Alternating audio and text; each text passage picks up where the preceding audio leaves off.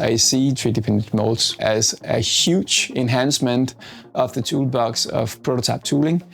And what I'll show you in this video is how we work with the technology and what it does to the development workstream of companies who work with injection molded parts in their products. My name is Raise3D, and I'm the founder and current manager of the company 3DPMolds. I have a background as an engineer. I'm very, very fond of the idea of 3D printing molds because I think it has a huge impact on the way we develop not only the molds, but of course the products that come out of the molds. And I believe that what we found here at 3DPMolds is a pretty good recipe for developing prototype molds for low volume injection molding. Let's examine how that's done. The fastest injection molding machine I've got in my lab is the Holy Maker. And it's fast because I don't have to dial in anything. I just basically heat up the machine, pour in the material, and I can start injecting material into cavities as soon as they leave the 3D printing workstream. And I can actually visualize the material flowing into the mold.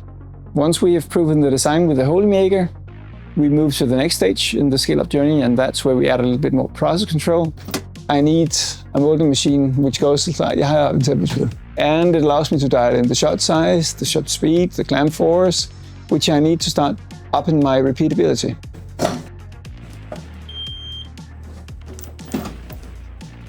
Here's the part. We near the end of the production journey. The last thing we need to do is to remove the soluble shell from the part.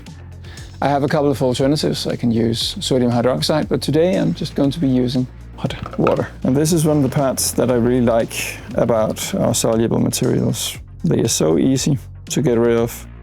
An LCP part with 30% carbon. We can actually provide you with those prototype parts, 1, 2, 5, 10, without ever having to cut a single piece of metal.